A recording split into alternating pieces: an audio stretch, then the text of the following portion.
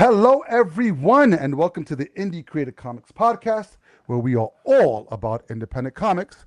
I'm one of your hosts, Angel, with John Pepe. How's it going, Angel? It is going good, It's brother. like summer in April Dude, it was, here in the East Coast. yes, I just came in from a walk with my wife, and holy crap, we did less than a mile, and I'm already sweating like a freaking mad dog. But Yep. then it's supposed to go down to 40 degrees on Monday. Back to not quite spring Yeah, next week. no, Yeah, it's it's crazy. freaking insane. So, but you know what? I'll take what I can get because I think the last couple of days, I'm going into old man talk now. It took me 3 days to build this shed that I've been building in the back. It took 3 days and I think 1,495 fucks, and I finally got through it. Just cursing up the gods and stuff like that. So yeah, oh, now we're But good. But then now you have a new murder shed I do have a new version. There's more room in it so far, for more more bodies. murders. More murders and bodies. Yeah, cool. So we're on our new day, new time. I'm loving it. I like 6 o'clock better because I feel more awake. I think when we were doing like 1 o'clock, I felt the pressure. That's interesting because I feel more tired by 6 o'clock because I've had a full day of like also doing like house stuff and like Yeah, it's my day yeah. off, so I try to attend to stuff. But it's fine. I do actually think it's good. I think it's like a nice sweet spot, right? Well, that's because you're an old man. That's what it is, I and know. whatnot. But You'll all right, know in guys. like 4 months. Yeah, exactly. All right, guys. Welcome to another episode of the Indie Comics Podcast. This is episode 192. Dude, we're Woo! getting close. We're 8 episodes away. I'm really excited from bicentennial. We have nothing planned, so don't expect anything grand, anyone. It's just going to be us talking shit. We Maybe do I'll bring have a some. spark. Maybe I'll risk lighting a sparkler inside my living room. Oh, that'd be cool. Maybe we should read like some prose or something. Maybe we'll read like Moby Dick or the Odyssey because the movie's coming out. That book's only like what, like 1,000 pages It's a be quick long. read. It's Quick a read. quick read. Yeah, so we're excited. We have a couple of books for you this week. Not a lot of news, but just want to give a quick reminder. We've got 2 weeks. We're away for Free Comic Book Day. Really looking forward to it. I missed last year, so I was upset. It's a really long day, but it's a very rewarding day. In respects, you get to see a lot of people that you haven't seen in a long time. You get to see new, fresh faces, and there's some content that comes out. And I like seeing little kids happy when they receive their free comics, and I like to see what am I gonna call them? I'm gonna call them grifters. The dads that come in with the entire family to say, hey, you get that packet, you get that packet, you get that packet, and we'll have all the packets of comics and stuff like that. But what I like that's really cool that our store does is they do it for the first two, right? So the first two that actually come in through the door, they get an entire set. All the free day off, free comic book Yeah, day so whatever offerings. there is, if there's 30 books, 40 books, they get all of them. So we'll have people that are camped out in front of the store at least, we started what, around 11-ish? Yeah. If there's a big enough crowd, we open earlier. I think Yeah, but so yeah. 11 o'clock we're out there, and there's already a small crowd of people who actually want every single one of the books, which is pretty cool. And then it just wraps around the building. And for the most part, we've been doing it long enough where we just keep things flowing. So even if you're wrapped around the building, the most that you're standing around for is maybe 10 to 15 minutes. But then you get to see Batcaz, the Mhm. true and one and only Batman. Dude, if it's been like every May since the dawn of time, it's gonna be like 90 degrees. And this guy goes full on out with like it's real Batman gear. So when he comes back in from the outside to just take a break, he has to peel off his mask and everything. Oh Dude, it's yeah. like 30 pounds of sweat. He must lose at least 30 pounds in that day He of loses just water. A whole robin's weight, Yeah. a whole robin in water weight. You know what? We got to talk to him and see if he can like bring a sidekick one day, a Robin. I think that would be It's funny. cool. The fun thing about that event is that other people do come dressed up and Yes. like kind of hang out on the line all day and kind of he'll do photo ops with them and everything too. I think one year the Flash was chasing the Riddler around the building, so yeah, Yep. it is open to that. I think, Then but we I think Backes is a solo act though. I think he's Yes, more yes, of yes. But yeah. I mean, we can always ask. And then obviously, I think was Deadpool there last year because I know he was there the year before and the year before Yeah, that. I think he did at least the last couple of years, if I'm not Okay, mistaken. yeah. Yeah, So he showed up. yeah, and Captain America was coming around for a while and stuff like that. Yeah. So Yeah, it's cool. Listen, if you're in the Jersey area, you want to come and visit, we're in Fair Lawn, New Jersey. Just look up the Joker's Child. If you're not, just make sure that you patronize your local comic book shop, and hopefully they have a free comic book day going on for you guys as well. That'd be And cool. as you mentioned, first couple folks in line, yeah, I believe they do get all at least at the Joker's Child and Fairlawn. I believe they do get all the free comic book day offerings for that day. The only caveat, the only thing is that you actually have to read all of the comics before you could leave the store. You're so full of shit. Yeah. It's like no, you know, but there is a caveat. So for those of you or know like the norms, because we've had it happen in like oh yes, this is a 27 very years important thing to of say. freaking Yeah. free comic book day. If this is your first time going to a free comic book day, do not go to where the new comics are and just start pulling stuff off the shelves. There Or are back specific issues. books for that day. Yes, back Yeah. issues that cost No, $100 are not going to be free on that day. not everything is Um, free. It is specifically produced books for that day that you will have on your way out the door. You will have a menu option of a yes, packet of books that you would like to take based on your likings, like a restaurant. It's like it's a menu option, right? And and you don't even have to buy anything. You could just come and hang out at the store, walk around, take a look at what's going on, and then on your way out, get your comics. We would love for you to buy some stuff because what they offer for free comic book day, it's just barely scratching the surface of what is mhm, available mhm. in the world of comics. But yeah, it's funny because it's like having to read all the free comic book day offerings before you leave. It's reminds me of The Great Outdoors, the John Candy movie, where he's got Yes, to eat yes. the big steak, grizzle and Yes. fat and all before he Everything. And he does yeah. it. But I will say this. So each store does it differently. Like Yes. we do a menu option where we put packets together of comics that make sense for one another, and then people just pick off a menu what they like. Other stores just display them on a table, and people just take what they want, kind of maybe one of each or whatever it is.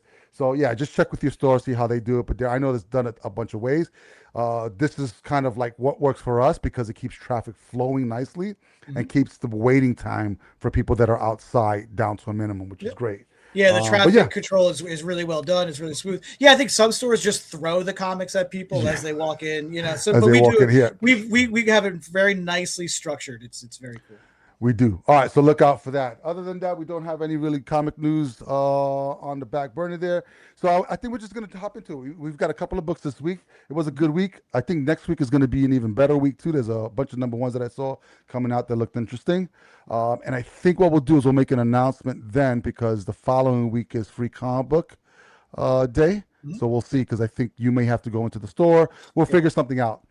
Maybe you could do something live from the store just for a couple minutes. Not with I think my that'd be phone. freaking cool.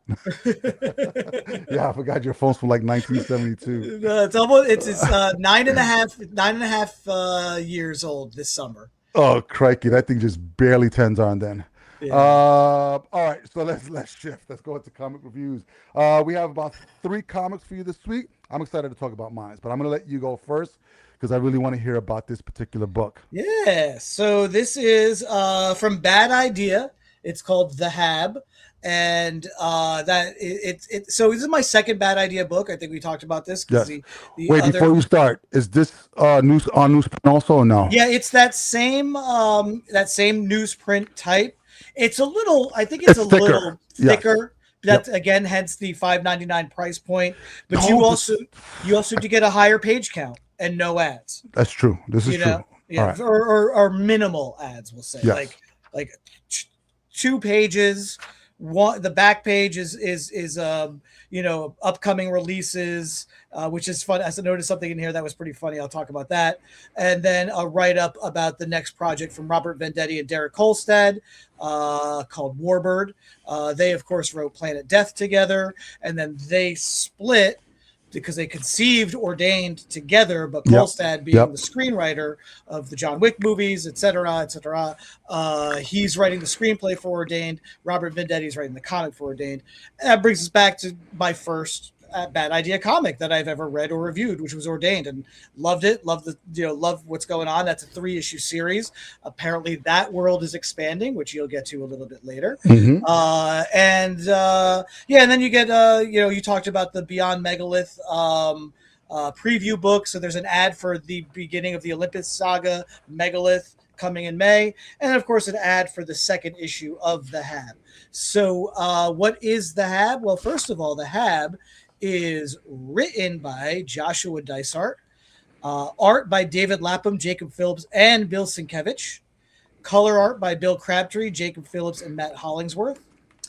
Lettered by Simon Boland, logo designed by Rico Renzi. You got Mark Roslin getting a production credit, Brockton McKinney getting a creative operations director. Looking for any other editing. Vice President Sales Marketing, Sienna Fallon, Benjamin Simpson, Senior Vice President Film and Television, which is interesting, right?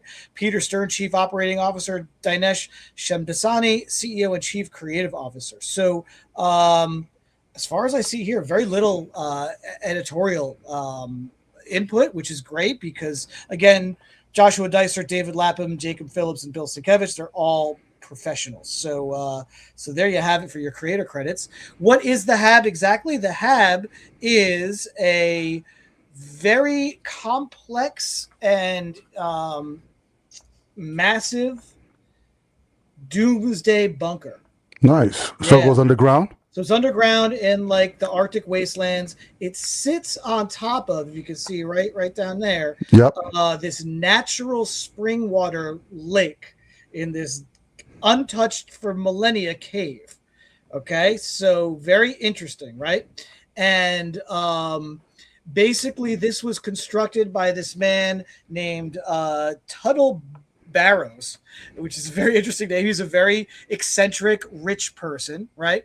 And he has built this bunker in anticipation of the societal collapse so that he could preserve himself, his bloodline, and what have you, okay?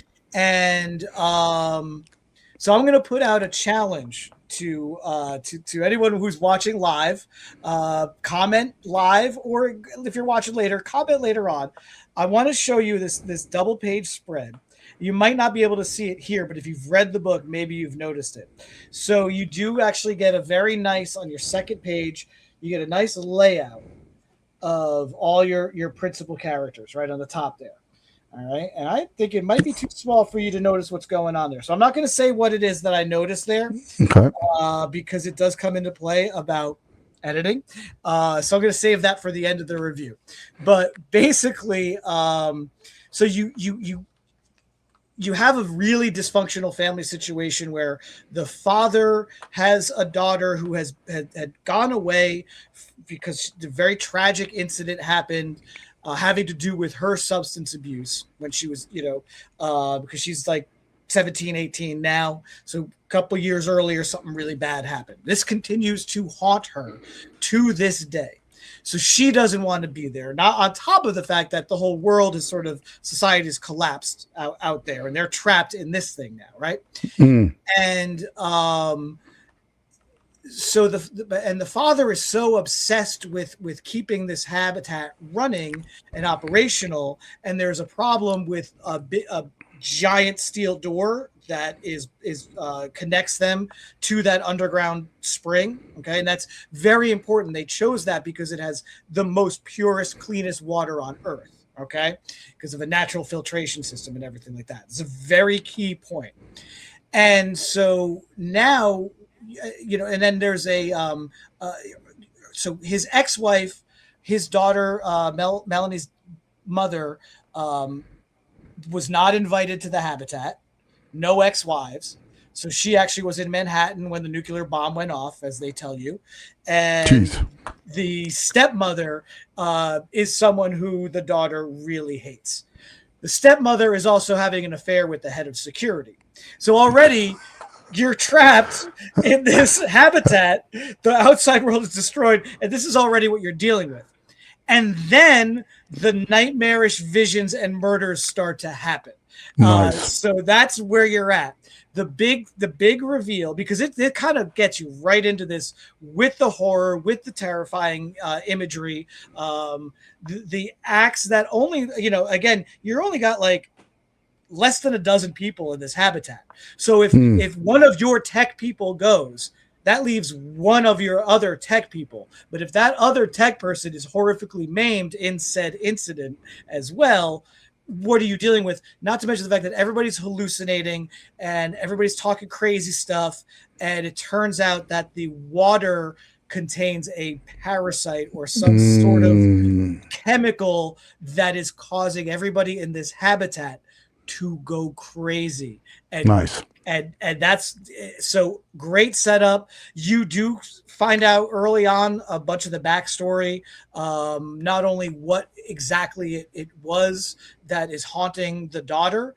You get a little flashback towards the end to like 3 years, and then you get like this little coda story that is done in sort of an ancient language as far as any word balloons. It seems to be some sort of mystic ritual, and so it's very interesting. It's very very interesting how this backup story kind of does or does not connect to what's going on in the main story.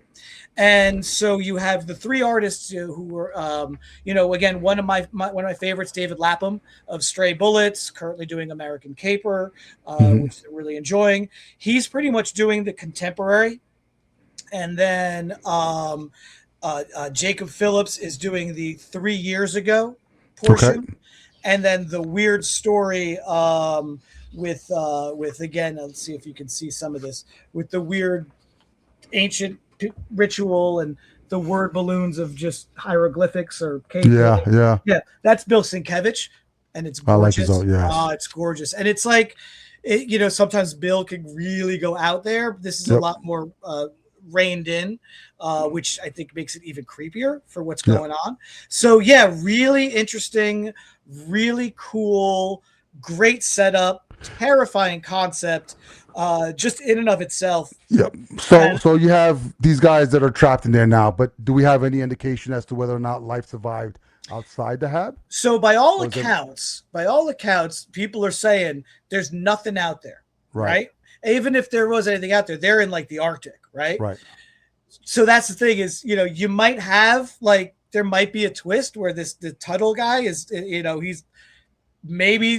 he's lying to everybody and faked that the world outside is destroyed. But they do say that the daughter was being evacuated from the East Coast when she saw the nuclear missile hit. Right.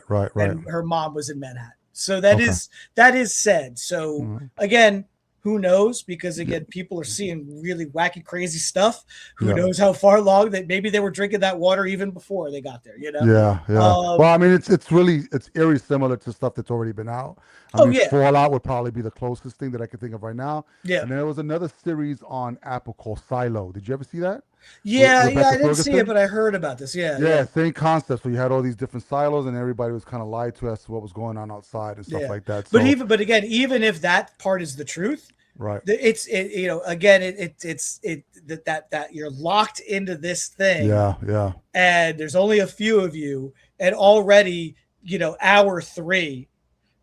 People are, melting each other's faces with these blow torches. So yeah, again, really great, terrifying concept.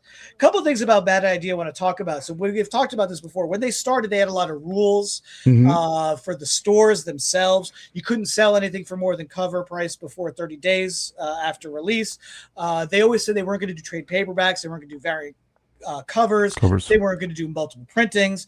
That by this like 3rd or 4th round of Bad Idea has all sort of gone out the window. There were some really nice variant covers on this. I meant to pick up one of them because I thought it was really cool. I still love the Bane cover as well. This is by Charlie Adler. So again, with books like Ordained that are selling out, they're going into multiple printings. They are now doing trade paperbacks and stuff. I'm sure this will get the trade paperback treatment. But I wanted to notice in their upcoming releases, I mentioned before that they really had some high hopes for certain things here. And I actually noticed that the book that came out yesterday that you're reviewing from Bad Idea, and I'll save your explanation for that for later. In the back of this upcoming releases for May, it's already got a second printing listed. And it's there as coming out in April. That's what I knew. It's a release for April, May, and June.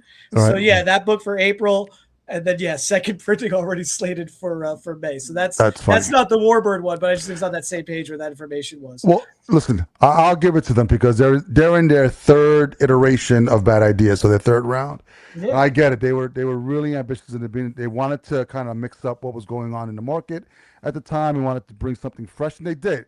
I Yeah. mean, you had to in each store you had to carry a sign with the rules on it from Bad Idea in order for you to be able to distribute. Yeah. And they even dropped stores from breaking the rules. Yeah. So I'll give them that much. And they would Because have people do like crazy things, at conventions, carrying signs like "Bad idea must go," yeah, but around convention that doesn't floors. affect the bottom dollar. But I think Doesn't when you affect the make dollar. statements, Yeah. that do affect the bottom dollar, like Yeah. no variants, Right. no trades, that it's you They can't did make statements like things. that. They did things to drive people into stores on Wednesday at opening. Because remember, Right. they had a thing for the first couple waves where if you were the first person in line to buy a Bad Idea book on a You got the Wednesday, button you got a stuff. Yeah. button. You could trade that in for stuff. Yeah. So they did real things to drive people. And then, so I think it was great because they had good 3 years of building up that reputation. And Right. now they don't have to do those gimmicks and they can concentrate, yes, on mass producing multiple printings. Their books are selling out day of release in some cases still, Yeah. Yeah. like Yeah. Ordained. And that's But hitting but multiple listen. So printings what now. my So, point is that none of that stuff affected the bottom line. They yeah. said what they said. I think knowing that eventually it would change, because there's no way you're gonna say no to money. And Yeah. if you put these things on there where it's like, all right, there's no variant cover, there's no trades, it definitely puts more urgency on FOMO for people.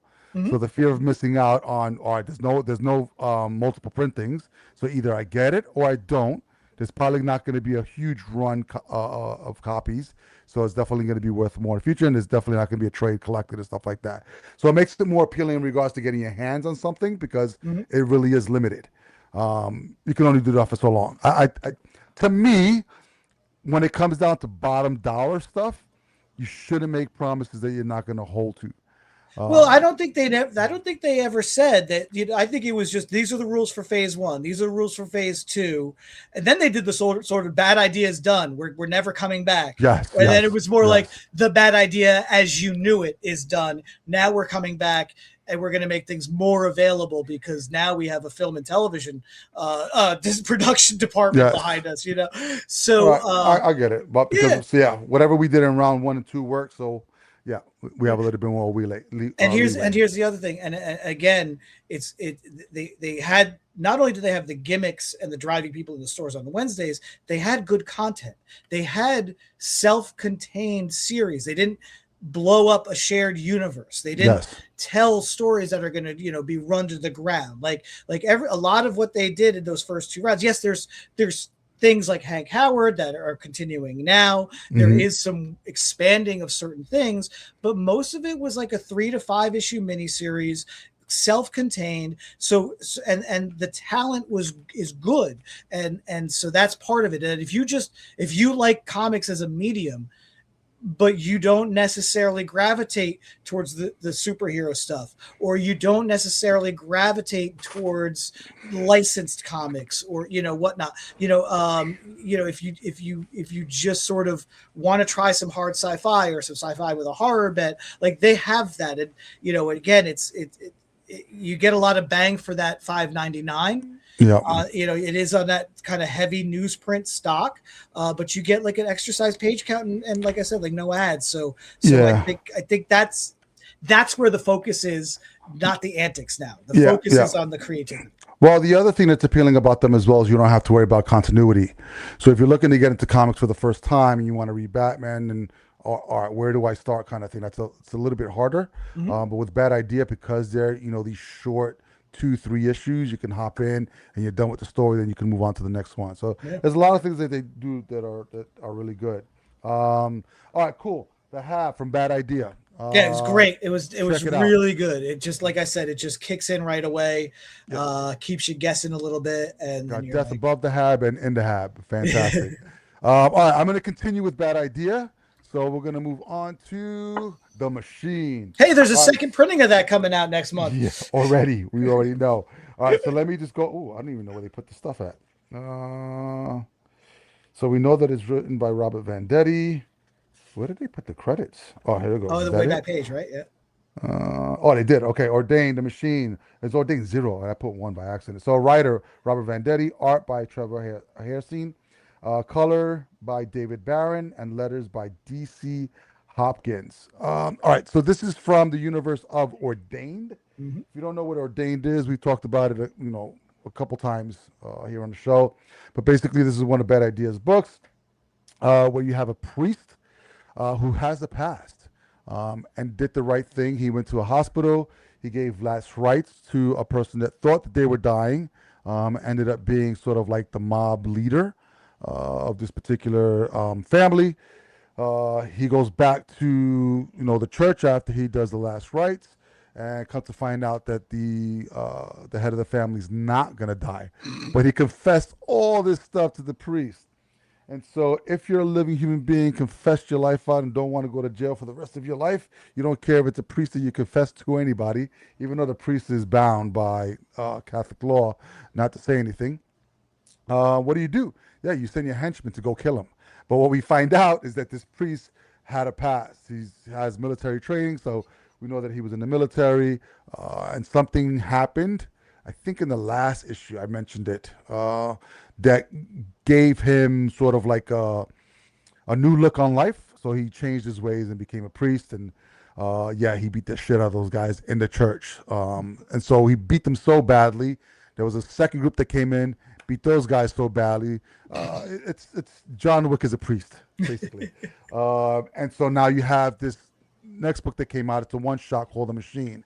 And so at the very end of the second issue, you have the mob boss calling in a favor to get the machine to come in and take care of the problem, which is the priest. So here you get, I like this. This is actually pretty cool. So it's a one shot that gives you a little bit of background of what's going on in this universe. So rather than just him coming into the third issue and just trying to kill somebody because he was hired, you actually get to see the way he operates, the way that he thinks. This read to me a little bit Pulp Fiction-y. It really reminded me of Quentin Tarantino's like style. So I'm thinking of Pulp Fiction. I'm thinking of John Travolta and Sam Jackson. Sort of like the way Sam Jackson would speak to the guys before he would kill them. Like he would preach to them the quotes from the Bible. This guy would do the same. Highly intelligent, built like a machine. So I picture in my head, like an Alan Richardson, 6'3", 280-pound guy, who's highly intelligent, and sort of like, he's not full of himself, but he's super confident in his ability of what he does, and he loves what he fucking does, and that's kill people, which is fantastic. And he has rules. So like, everything that he does is really methodical. So the machine name is actually really good for this particular character because he's methodical in the way that he does what he does, which is assassinate people for money. And you see that, and he tries to make sure that nothing interferes with the way that he sets up plans. And in this particular issue, we see something kind of go awry, and I don't want to give too much away, especially if you're reading Ordained and you pick this up, but he tries to give, I guess, not the victims, but the surrounding people that weren't supposed to be there an opportunity to be able to walk away because they're not part of whatever job he's part of. Really good. I mean, Robert Vendetti, we've been reading his stuff for a while, so I knew it was going to be good. I love the fact that we get a little bit of background, we get a little bit of insight on how this guy thinks and what may play out when he goes to see the priest and do what he needs to do. So, yeah, I think the priest is definitely going to have a really hard time with this guy. So narratively, is this sort of a prequel that could be read between 2 and 3, or does this actually take place between issues 2 and 3 of The Ordained? No, so you would read it after 2 because that would be the mention. So it'll be between 2 and 3. Yeah. Yeah. So but it's not like, and you don't need to read it. All it is right. just giving you more insight.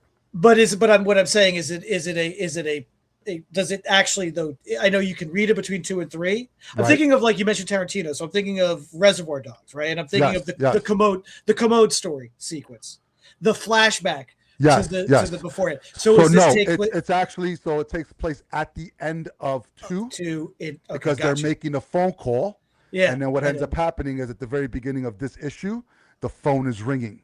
And gotcha. he keeps just clicking it off, clicking it off. Like he's not picking it up because he's in the Gotcha. middle of a job. Of another job. I Yeah. like it. So you see him Dude, doing a one job all right, I will and give you ducking this. another call. Yeah, I like Let me it. see if I could find it. So, and he has sort of like a way that he kills particular people. Right. Same thing, same kind of like cardstock and stuff like that. It's a little bit thicker than the regular card. I mean, Mhm. the newsprint. Or oh, not you. I don't need you. I need me. Yeah. In, but yeah. So you can see how it opens up. He's got tomato and stuff, and he's pouring himself a drink. He's making himself a turkey and cheese sandwich. And what set off the whole Quentin Tarantino thing is that he's making a sandwich and he's talking out loud to people. Gotcha. And he goes in, he's like, the only thing that's missing off of this turkey and cheese sandwich is some mayonnaise. Goes into the fridge, picks up a jar, he looks at it, and he makes this face. So I know it's not mayonnaise. And it ends up not being mayonnaise. Oh, So do you know what it was?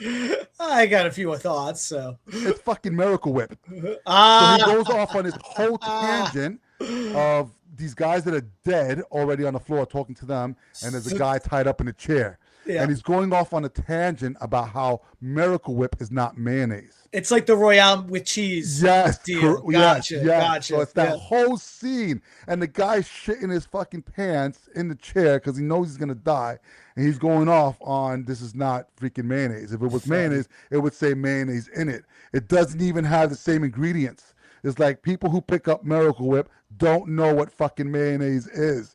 And I'm just over here and I'm laughing because I know this guy's gonna die and he's shitting his pants, and but he's doing it calmly. So I'm just thinking in my head, if Alan Richardson was a killer, this is exactly the way that he'd be saying it. Right. Just right. really calm and just, pissed off because it's not mayonnaise and Yeah. it's Miracle Whip.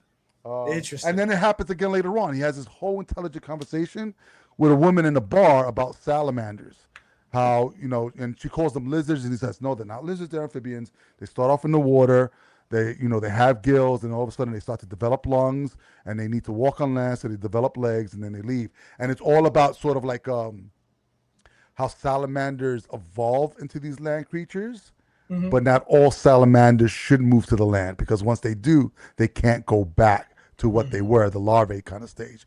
And he's comparing certain people to salamanders, that they should just stay in the water and know their lane, kind of thing. It was really good. I mean, I like it when you have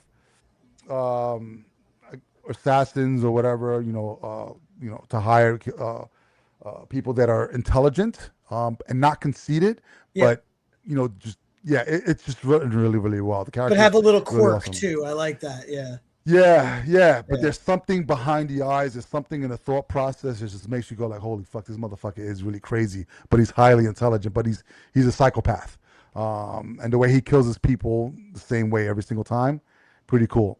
Nice. So if you've read Ordained, definitely pick up the machine. It'll give you some insight on what's going to happen in issue 3, or what's going to happen with a person in issue 3. If you've not read Ordained, you can pick it up. The references you may not get because of the past issues, but yeah, still really cool. It's a really good masterclass on storytelling as well. When I pick up a comic and I read it all the way through without putting it down at all, without being distracted and being drawn in, really solid. So Robert Venditti and the team, cool. The art is great. The mood setting, the facial expressions, the way the clothing is drawn and draped on the body, really, really, really, really awesome stuff. Just great. Cool. So, yeah, Bad Idea. Check them out. If you're not reading Bad Idea books, you can say whatever we want about imprints, but yeah, they know what they're doing. We just gave you 2. Yep, we just gave you 2. All right, cool. I guess I have the last one as well. Yeah. Woo! The event of the event of the events. So I actually got the Declan Shalvey cover for this one, which is pretty cool. But this is sort of the first crossover in the event that Dynamite is doing with the Thundercats and the Silverhawk, called the Thundercats X Silverhawks event. There's going to be 15 issues altogether, crossed over in 3 books. So this is issue number 1 of Mumra. We already got the first issue of Thundercats Silverhawks, I think last week. So I think every week until this is over, I think, which is like at June-ish time or just end of May, we're gonna get a book every single week. This book was good. No, I'm gonna actually for me it was great because it brought me back still. What we didn't get in those early episodes of Thundercats was a lot of the lore of Third Earth. So this is I went down into a deep dive. So basically, with Mumra the Ever Living, we're sort of getting an origin. I don't think we've ever had an origin of Mumra in comics. You get some hints in the TV series because he mentions First Earth, I think, a couple of times, or and so that Third Earth would be the third iteration of that planet. So whatever there was, whatever extinction level event happened, kill the Earth, and then you got Second Earth, and then Third Earth. That's the way that I was kind of explained to. But then I read this comic, and that throws that shit out the window. So you basically have Mumra living on Earth in Egypt. So he's actually an Egyptian. What's his name? Called Ramses something. It's a long freaking name. And he's friends with another guy. He's actually serves his master, but he's not a slave that's in the tunnels. He's sort of like that in between. So he does have privileges to be able to come and go as not as he pleases, but as he's given permission to.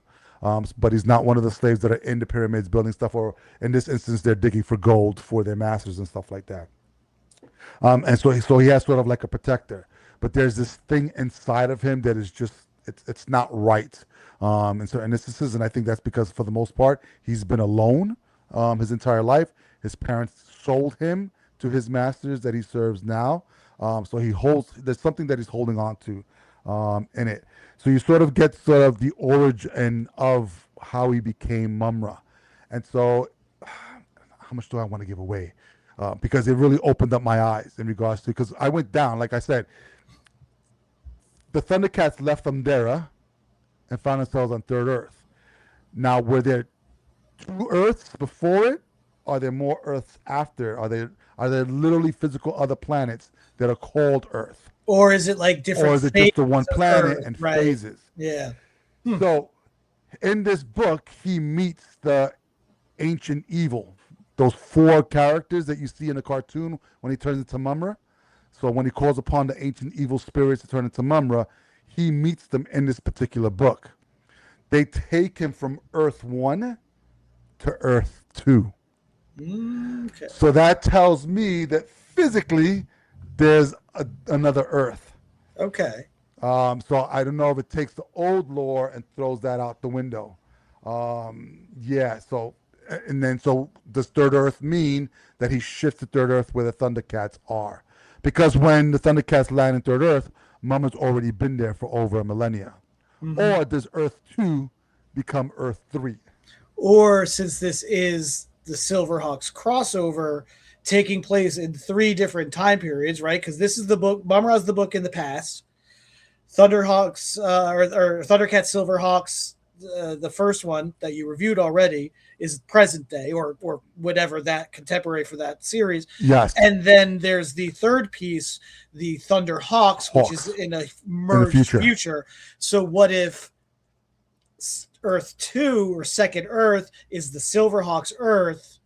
There's another shunting. No, okay. No, gotcha. Because the entire planet is ruled by these ancient evil spirits. Right.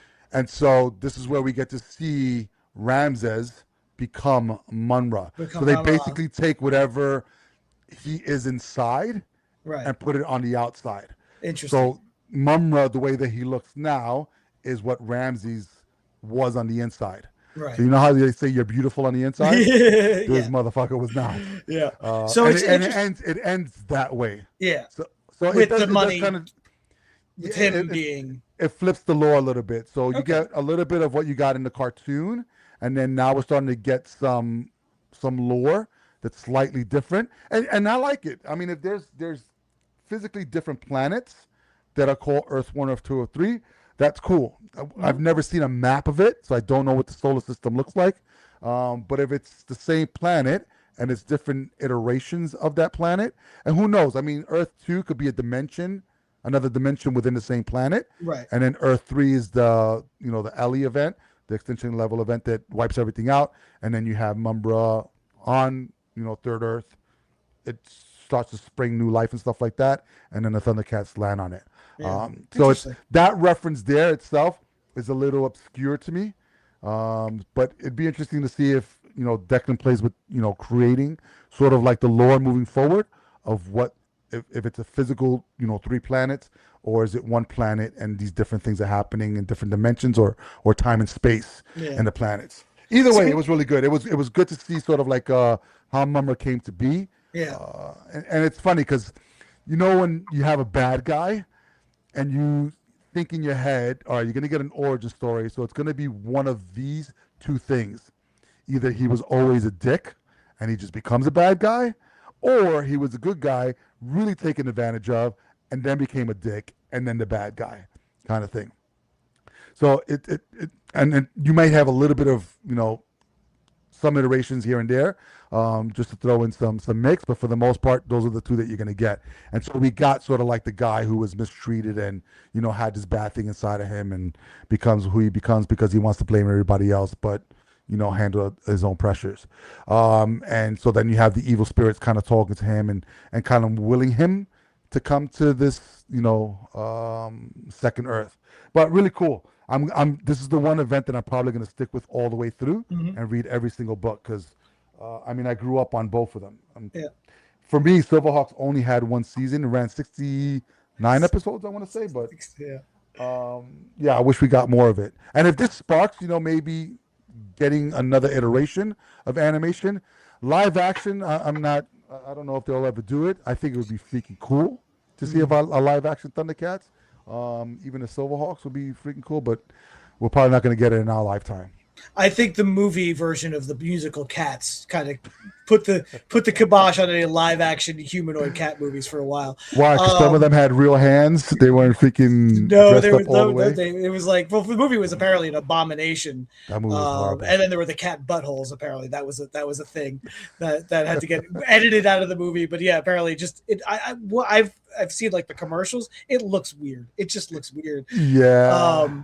But so what's kind of neat because we've talked about this when you reviewed the first part of this, the first miniseries, or the first issue of that, and we were talking about this in the store the other day. So this is interesting how they're doing this because this is the origin of Mumra. Mhm. As of now, it doesn't feel like it's connecting to the Thundercats Silverhawks greater crossover. I'm sure it will down the road. Right. But this is sort of, if you're a Thundercats fan, this is the story you've been waiting for. Yes. And it feels like it is packaged as one piece of this greater miniseries, but being an origin story that probably will mostly take place in the past, it feels like this is the one thing that if you're a diehard Thundercats fan and you don't necessarily care about that crossover, this is something that you can still pick up. Yeah, correct. Because this doesn't even mention the Thundercats. We haven't even gotten that far yet. So right now, as far as we're concerned, we're just still on Earth 2. And so, and I think there's only 3 issues. So I think it's gonna just move on to, Okay, I thought it was this becomes Third Earth. I thought this was 3 5 issues. I thought each one was Is a it? 5 issue. I Oh, thought you that's know, what you I had think you're said, right. but yeah.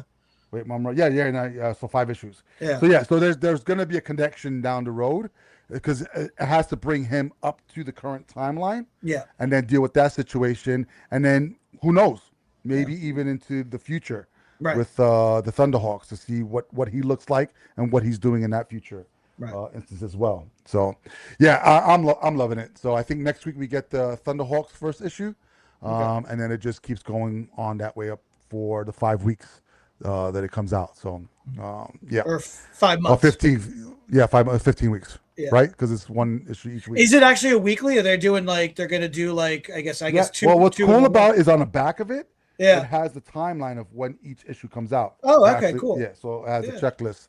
Let me see if I can pop that up real quick.